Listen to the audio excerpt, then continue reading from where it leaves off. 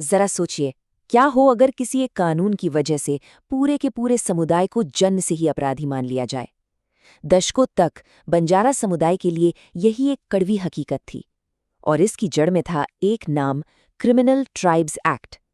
चलिए आज इस अन्याय की कहानी की परतों को खोलते हैं। तो सवाल बहुत सीधा है लेकिन परेशान कर देने वाला है। क्या किसी पूरे समुदाय को जन्म से ही अपराधी माना जा सकता है?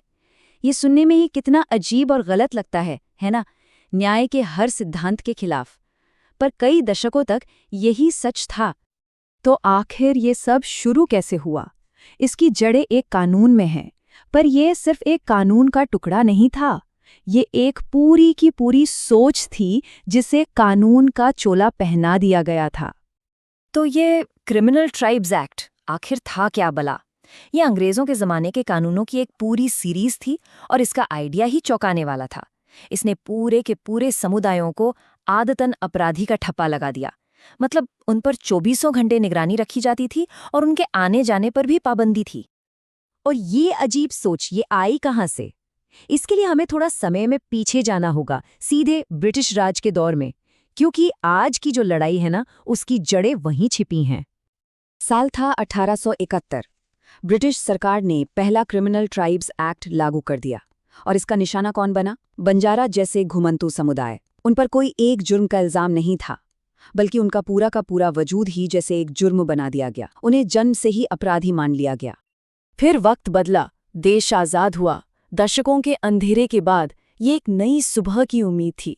ऐसा लगा कि शायद अब ये अन्याय का दौर हमेशा के लिए खत्म हो जाएगा। 26 जनवरी 1950 ये सिर्फ एक तारीख नहीं थी, ये एक ऐतिहासिक पल था जब भारत का नया संविधान लागू हुआ। ये सिर्फ एक किताब नहीं थी, बल्कि न्याय और बराबरी के एक नए दौर का वादा थी। अब संविधान का अनुच्छेद 13 ये बहुत बहुत जरूरी है। इसमें साफ साफ लिखा था कि कोई भी ऐसा कानून जो मौलिक अधिकारों के खिलाफ हो वो अपने आप खत्म माना जाएगा। इसका सीधा मतलब था कि क्रिमिनल ट्राइब्स एक्ट जैसे जुल्मी कानून अब नहीं रहने चाहिए थे। तो सबसे बड़ा सवाल यही है, क्या वाकई ऐसा हुआ? क्या इस संवैधानिक वादे ने उस अन्याय को हमेशा के लिए मिटा दिया?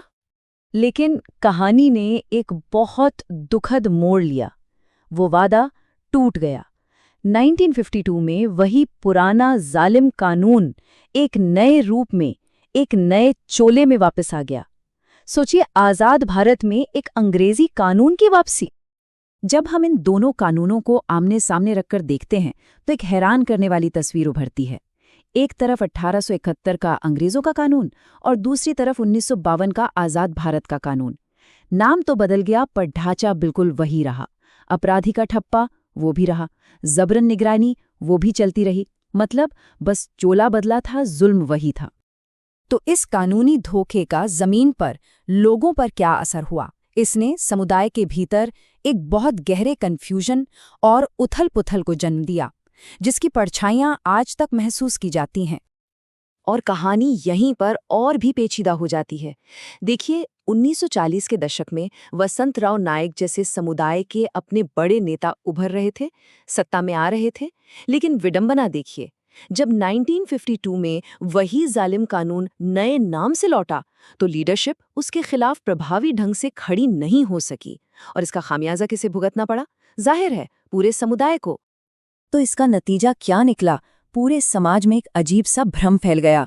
सिस्टम का अन्याय वैसे का वैसा चलता रहा, और जब अपने ही नेता चुप रहे तो समुदाय के अधिकार वो तो जैसे हवा में उड़ गए। बराबरी के मौकों की तो बात ही छोड़ दीजिए। लेकिन ये कहानी सिर्फ इतिहास के पन्नों में दफन नहीं है। ये लड़ाई आज भी लड़ी जा रही है, न्याय और सम्मान के लिए एक आधुनिक संघर्ष।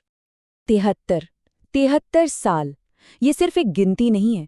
इतने लंबे अरसे से 1952 का वो कानून अंग्रेजों के जमाने के अन्याय को हमारे आज में जिंदा रखे हुए है।